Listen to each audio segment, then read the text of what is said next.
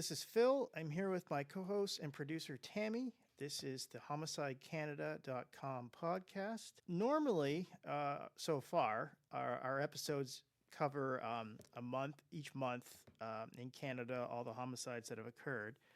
But for this episode, and probably some in the future, we're going to veer away from that. And this is kind of, I guess, a bonus episode. So what we're going to do is going to cover kind of like some statistics in that, in terms like a statistics-based episode. So this episode is focusing on the I guess we'll call it the biggest single incident killings in Canadian history from 1900 to 2020, kind of based on the fatality number. So basically, we're looking at, if there's been like a mass shooting or something like that,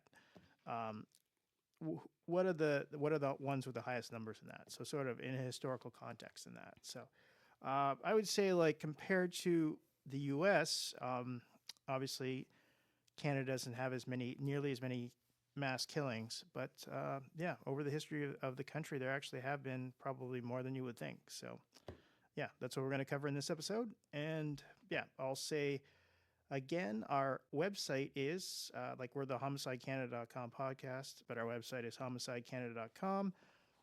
We try to cover every homicide that occurs in Canada. Try to at least have a single page covering it, or a single web page, and then we'll usually have a page for each province that covers the homicides for the year, and also some of the bigger municipalities. And then we usually have a post for each month in that kind of covers what homicides have occurred and some of the statistics in that. So yeah, if you go to our website, you can find that.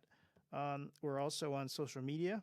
You can find us at homicide_Canada for Twitter.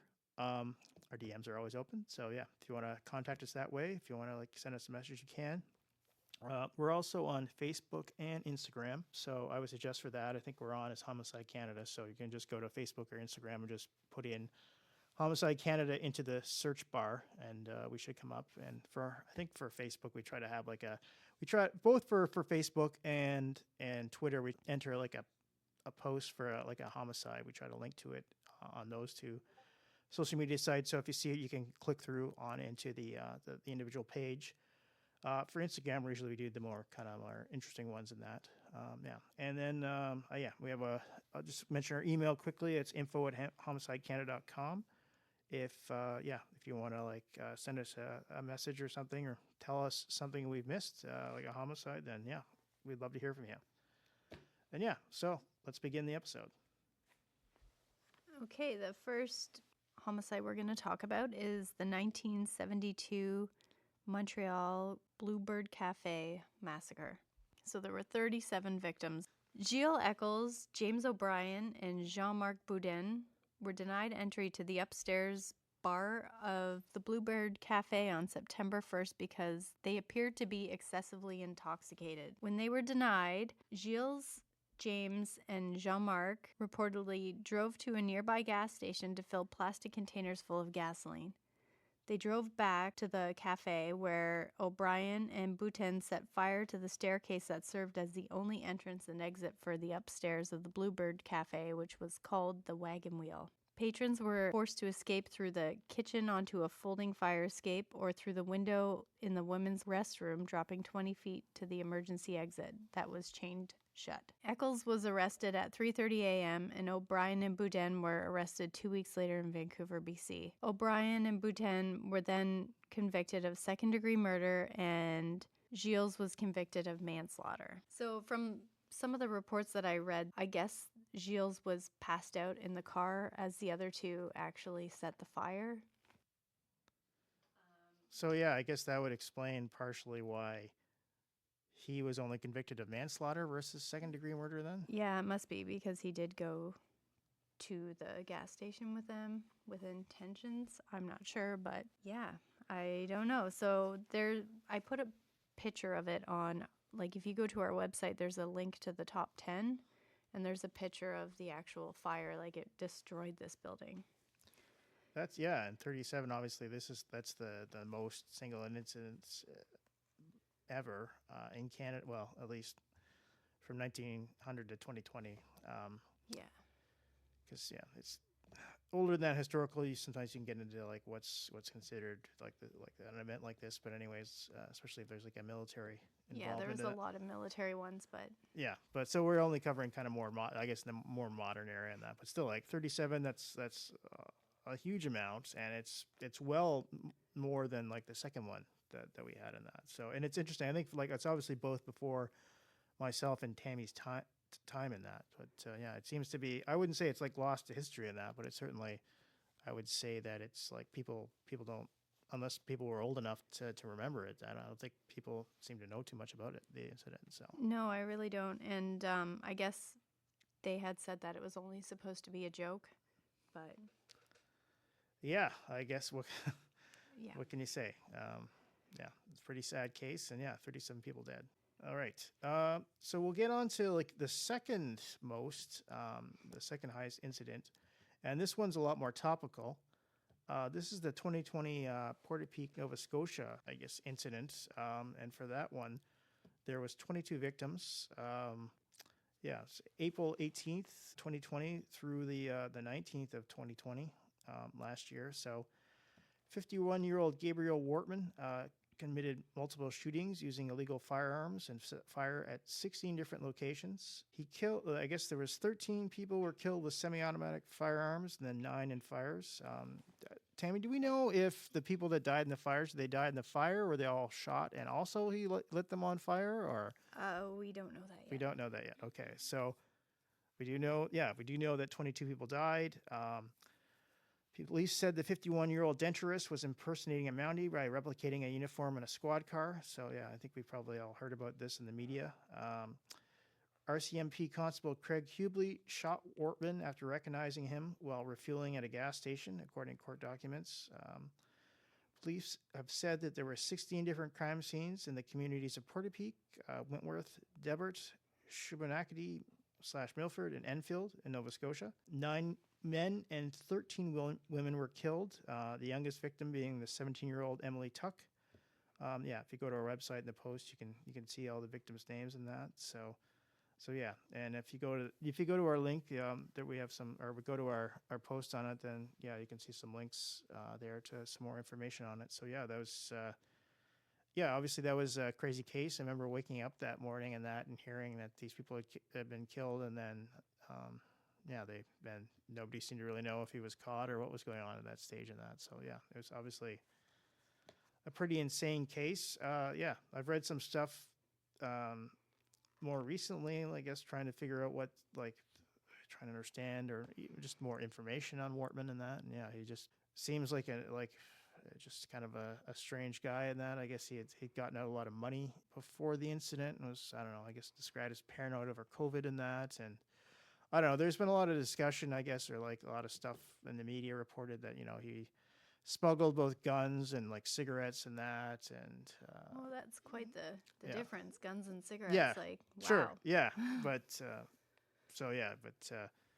he was obviously like not a good guy before this, but yeah, as you say, Tami, he like going from smuggling that to like killing 22 people in that, and that's crazy, kind of a fit of rage. And yeah, and I guess interesting, I guess his girlfriend in that, like, I guess they like, she was there at the start of it and that, but she managed to escape in that from I guess he had tied her up or something like that, and she managed to escape in the forest, and then he went off, and yeah, and this massacre started in that. So yeah, I think this is like something that shook all of Canada that day. I feel like family from Edmonton and around here and friends were like, "Oh my God, have you looked at the news? Look what's going on in Nova Scotia." Yeah, and it's interesting too, because like we're covering up to like 1900 to 2020 in that, and yeah, this is like the second highest number of the single incidences. Although I guess you could technically argue like, oh, was it not all in the same area? But I don't know. I think for our purposes in that, he was like traveling around that day, just killing people in that. So, but yeah, it's pretty crazy stuff. So. The next one we're going to talk about, the 1989 Polytechnic Montreal homicides. So Mark Lapine applied for a firearms license in August 1989 and received his permit in October. On November 21st, 1989, Lapine purchased a Ruger Mini 14 semi-automatic rifle at a local sporting goods store. On December 6th, Lapine worked into the École Polytechnique and entered a mechanical engineering class and ordered the women and men to opposite sides of the classroom, and then ordered the men to leave. Stating that he was fighting feminism, Lapine shot all 9 of the women, killing 6 and injuring the other 3. He then moved throughout the school, including the cafeteria, corridors, and other classrooms, targeting women and killing another 8 before killing himself. 12 engineering students, 1 nursing student, and 1 university employee were killed in the massacre. We actually have the victims' identities listed on our website under the top 10 homicides in Canada, if you would like to see that. Lapine's suicide note was never made public, but was leaked in November 1990 by Francine Pelletier and published in a newspaper, La Presse, revealing his hate for women. We haven't posted that just out of respect for the victims, but if you want to look for it, it's very easy to find on the internet, and most of our research has come from Murderpedia for this one. Yeah, that's a pretty sad case. I remember I was pretty young when it happened, but I remember hearing about it and that. Yeah, and obviously, yeah, he's obviously like the nature of that. Yeah, he went into the university, separated the men from the women, and then just killed the women in that. It's like, yeah, obviously, very disturbed individual in that. And yeah, it's, yeah, and what can you really say about that? But just a very sad case in that. And all right. So we'll get on to the 4th highest incident. So this is sort of like the Gabriel Ortman one that was number 2. This is number 4, one of a more recent one. So this was in 2018 in Toronto, 10 victims. Alec, I think it's pronounced Manassian, I'm not sure, 25. He rented a white cargo van early in the day on April 23rd, and then he drove it onto a crowded sidewalk in the area of Finch Avenue and Yonge Street in Toronto. He killed 10 people with his van, injured another 16. So Manassian, he posted a cryptic Facebook message before the attack that read, "Private Recruit Manassian, Infantry 00010, wishing to speak to Sergeant 4chan, please." I assume 4chan, Sergeant 4chan is a reference to the 4chan website. Then C23249161, he said, "The incel rebellion has begun. We will overthrow all the Chads and Stacys. All hail the supreme gentleman, Elliot Rodger." I believe Elliot Rodger refers to another murderer in the U.S. that also was incel-based. Manassian was arrested uninjured afterwards after trying to attempt suicide by cop. He is now 20 years old. He pleaded not guilty to 10 counts of first-degree murder and 16 counts of attempted murder. Justice Anne Malloy said Manassian carried out the 2018 van attack to achieve notoriety and was fully aware of the devastation he had caused. Manassian and his lawyers argued that he should not be held criminally accountable because of his autism spectrum disorder. Just recently, this month, March 3rd, 2021, Malloy found Manassian guilty in all 26 counts and took the unusual step of not naming him in her ruling, saying she'd refer to him only as John Doe because she didn't want to contribute to his desire for infamy. Yeah, we got some more information about the link to it. Yeah, some of that information was Toronto Police and the Toronto Star. And yeah, I guess, yeah, it's surprising how many people, like, or at least on this episode, like how many people were, I guess, like anti-woman sort of, like how many anti-women crimes there seems to be here. Yeah, it's pretty crazy, but I'm pretty sure, like for this case at least, the men that he killed were pretty old, and a lot of the women were pretty old too. It wasn't like he was targeting people his own age. Yeah, I guess the one thing is if he's driving the van just down the sidewalk, then you wonder maybe if the older people were killed just because they're not a spry in that, and maybe the younger people were able to jump out of the way. The other thing too is that he did kill, or not kill, but rather injured 16 other people. So obviously, I think if you're like 20 years old and you get hit by a van and you're versus 80, probably the chances of if you're going to die, it's a lot higher if you're 80 than if you're 20 in that. So Yeah, the age range of his victims were 22 to 94. Like, that's yeah. a lot of people. Okay, the next one we're going to talk about is the 1967 Shell Lake Massacre. This one was kind of interesting because being Canadian, you think that you would hear about something like this during your life, but I had never heard of it before. On August 15th, 1967, Victor Hoffman had been released from a mental hospital just 3 weeks before he committed these murders. On August 15th, Hoffman entered the Pedersen farm armed with a .22 caliber Browning pump-action repeater rifle. I'm not sure what that is. Is that an old-fashioned type of rifle? I have to admit, I'm not exactly sure either. So I guess I don't know if that's is it? I don't know, sort of like a pump-action shotgun, but a rifle. I don't know, maybe. Hoffman shot all but one of the members of the Pedersen family. 7 of them were children. Mr. Pedersen was shot in the kitchen. His wife, Evelyn, and their 1-year-old infant were found in the backyard. The other 6 children were shot while sleeping in their bedrooms.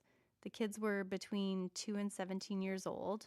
4-year-old Phyllis Pedersen was the only lone survivor of the massacre. Phyllis had been sleeping under the blankets between her sisters. Hoffman later said he spared the life of the child because she had the face of an angel. The deceased children are Larry, who is 1.5, Colin, who is 3, William, who is 6, Pearl, 9, Dorothy, 11, Mary, 13, and Jean, 17. The bodies of the family were found by W.J. Lang, a neighbor who called upon Mr. Peterson to begin hang operations at 9 a.m. on August 16th. Police say there was no apparent motive for the slayings.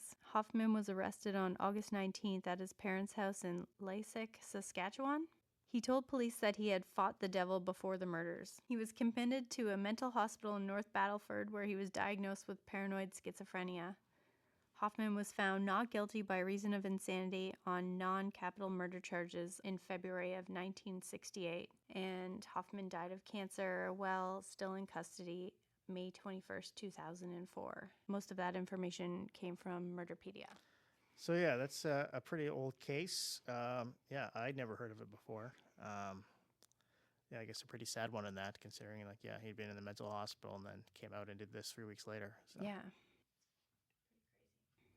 Okay, on to the number 5. I guess this one is also had 9 victims. It was in Vernon, BC, on April 8th, 1996. Mark Chahal had exchanged his own vehicle for a rental van before driving to Vernon. Mr. Chahal walked into his former home and opened fire as relatives prepared for the wedding that day of his wife's sister. Chahal fired 28 shots with a .40 caliber semi-automatic handgun and a .30 caliber revolver, killing his estranged wife Rajwar Gakhal and 8 of her relatives. Chahal first shot Rajwar Gakhal, then her parents, their son, a son-in-law, and 4 other daughters, including the intended bride. A 60-year-old woman and a 6-year-old girl were shot but survived. 2 children were the only ones to escape the gunman entirely. Police believe that he had spared them intentionally.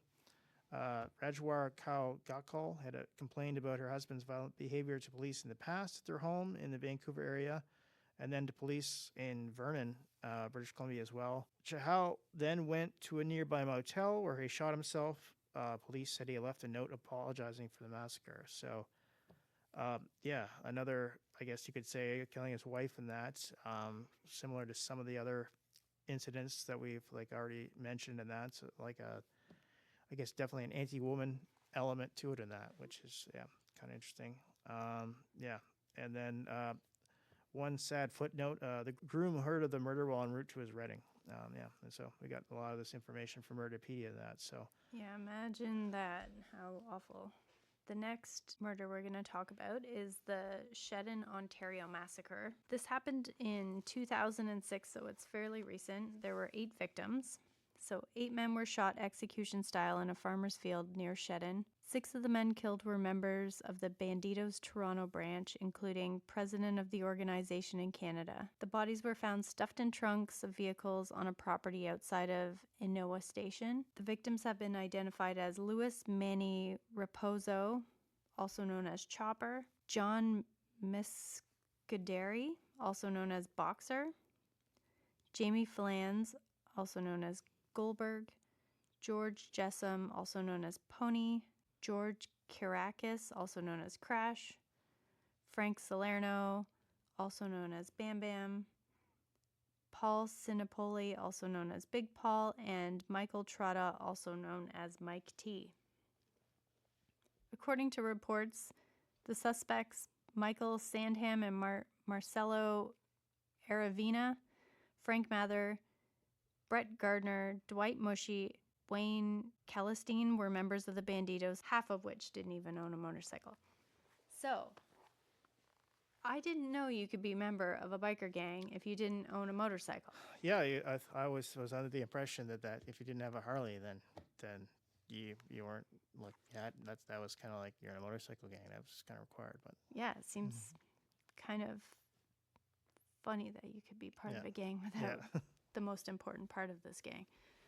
All right, as for motive, according to the Toronto Star, Calistine had become convinced that he could seize control of the U.S.-based biker gang's Canadian operation and a lucrative trade in methamphetamine only by wiping out most of his fellow Toronto members and then pinning the killings on their rivals, the Hells Angels. That's pretty crazy. Yeah, like that's pretty elaborate plan. On October 29, 2009, Celestine, Sandam, Mushy were found guilty of 8 counts of first-degree murder. Mather and Avervina were found guilty of 7 counts of first-degree murder and 1 count of manslaughter. Gardner was found guilty of 6 counts of first-degree murder, 2 counts of manslaughter.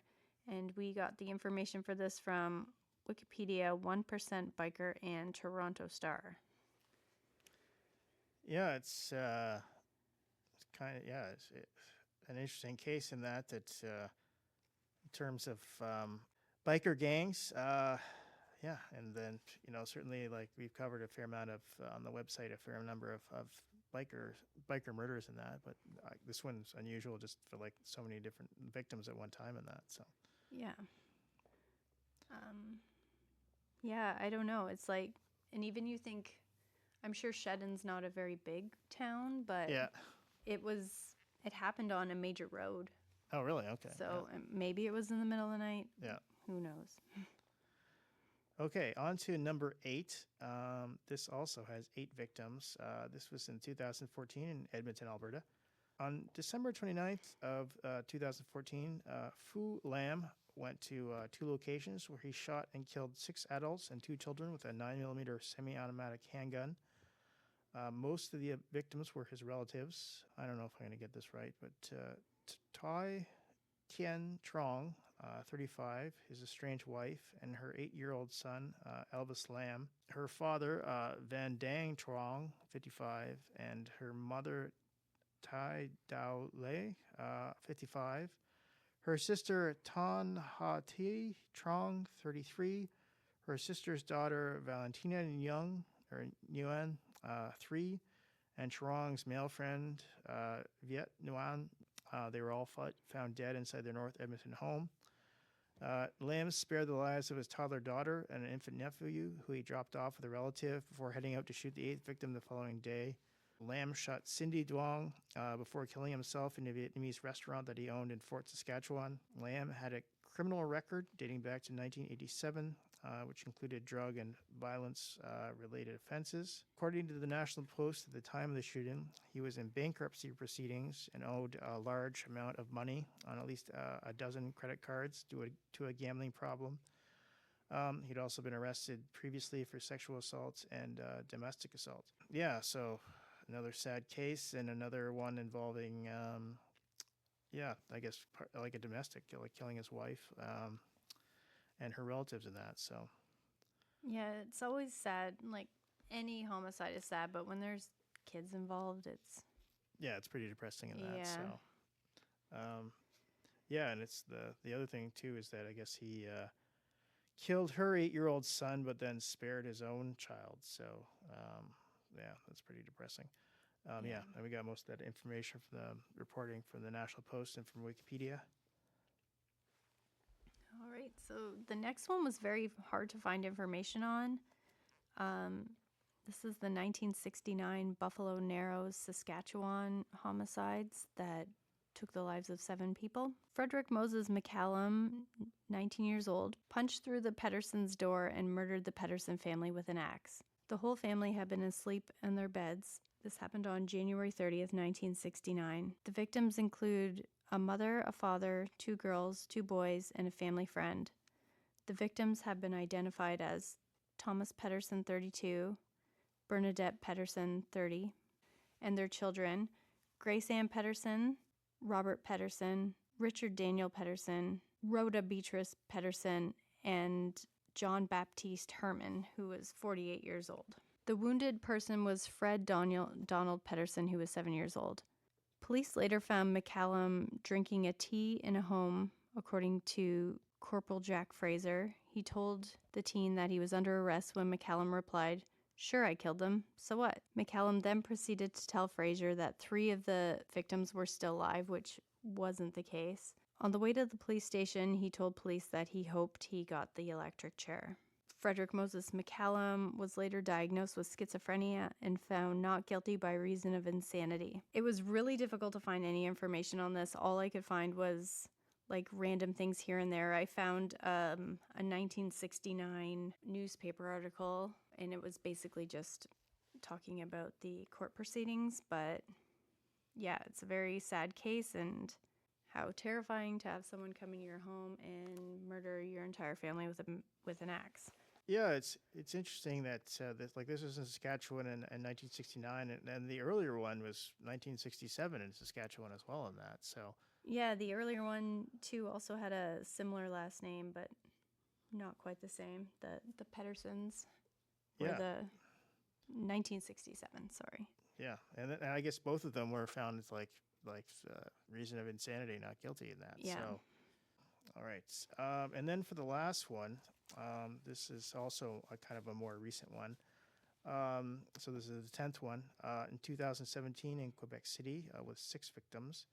On January 27th, 2017, a member of the mosque said that Alexandre Bissonnette had met and talked with him outside the mosque on January 26th, believing he was interested in Islam, but he veered away from the subject. Bissonnette, 27, entered the Quebec City Mosque on the 27th after the evening prayer and started shooting, killing 6 people. The shooter attempted to shoot the 2 men with a semi-automatic .223 rifle, but when their rifle jammed, he dropped the gun and proceeded to shoot with a 9mm Glock pistol. Bissonnette left the scene when he emptied his weapon. The victims were identified as Azzedine Soufiane, 57, Mamadou Tanu Berry, 42, Khaled Bakashimi, 60, Abu Bakr Tabti, 44, Ibrahima Berry, 39, and Abdel Krim Hassan, 41. Bissonnette was charged with 6 counts of first-degree murder and 6 counts of attempted murder. Before the shooting, he had been living in an apartment near the mosque along with his brother. People who knew the accused said he had far-right, white nationalist, and anti-Muslim views. The manager of a refugee support Facebook page said that Bissonnette frequently denigrated refugees and feminists online. He later told the police that he was motivated by the 2014 shootings at Parliament Hill, Ottawa, where a Canadian soldier guarding the National War Memorial was killed. And Bissonnette was sentenced to life without parole for 25 years, down, I guess, when he was original judgment of 40 years in that. So, yeah, we got information from Wikipedia and Montreal CTV News about this case. Another sad sort of mass killing. This one, I guess, different from most of the other ones that we covered, I guess, and more had a religious component in that. Yeah, there's also some more information on our website about that one if you want to look it up. Okay. Yeah, and there is a page. I think you can get it from our all these top 10 and that. There we have a page about them and that. So if you go to our website, I think it's like the drop down. We have like a menu in that. It's like one of the pages. So yeah, you can come and check them all out in that. So yeah, I guess just kind of like summing up. Obviously, these are pretty sad cases in that. I guess I don't know for Canada and that the fact that in the top 10, there was only 6 victims in that. That's sadly, I guess that's probably not that bad a thing compared to like somewhere like the United States or something like that. That I'm sure that if you were looking at the top 10, that the 10th one would be a lot higher. Yeah. What I found interesting about coming up with like this information and that is that the highest was like 37 homicides. I never really, I think I might have heard about it maybe on the internet or something like that, but I really didn't know much about it in that. But yeah, it's interesting when people talk about like the highest homicide interest or events in Canadian history and that, like, yeah, it doesn't really come up in that, but it in fact was the I guess the Cafe Bluebell murders and that with 37 people in that. So Yeah, honestly, I hadn't heard about it until I think it was in 2020. There was a news report on it. I guess some of the people were eligible for parole. yeah, so yeah, I guess some sad stories in that for sure, and that. But yeah, if you wanted to know the history of these mass homicide events in Canada, then yeah, we covered it in this episode. So that's the episode for the kind of our bonus episode. Yeah, as again, like as I mentioned on the top, our website is homicidecanada.com. Yeah, we try to have a post for every homicide, and then we also have pages for all the provinces and territories and most of the major municipalities. Our email is info@homicidecanada.com if you ever want to get in touch with us. Our Twitter account is homicide_Canada. Our DMs are always open if you want to communicate with us. And we also have a Facebook and Instagram page. So if you go to like Facebook or Instagram and just put in Homicide Canada in the search box, then I'm sure we'll come up. So yeah, that's all there is for this episode. We're starting work now we recorded this in March, so yeah, we're getting the statistics and the information together for all the homicides that occurred on March. So yeah, sometime in the beginning of probably like 2 weeks into April, we'll put together the broadcast or the episode for covering the March 2020 homicides in Canada. So yeah, like keep checking back for that. And so yeah, I guess Tami, this was our 6th episode so far. I guess, yeah. Yeah, so yeah, we're making progress now. I don't know, we'll get to double digits pretty soon.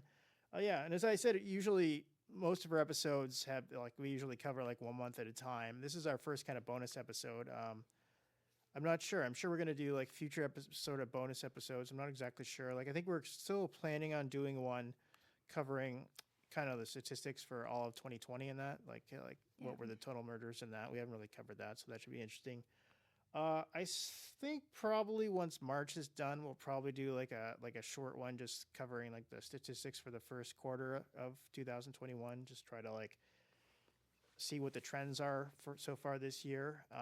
So far, I checked today the number of homicides that happened in Canada. So far, I guess today is March 16th. There's been 119 homicides in Canada so far that we know of. 79 males, 40 females. That projects out to 579 homicides if the same rate continued for the rest of the year, total in 2021. That compares to 684 in 2020. So right now we're on a pace for a lot less homicides.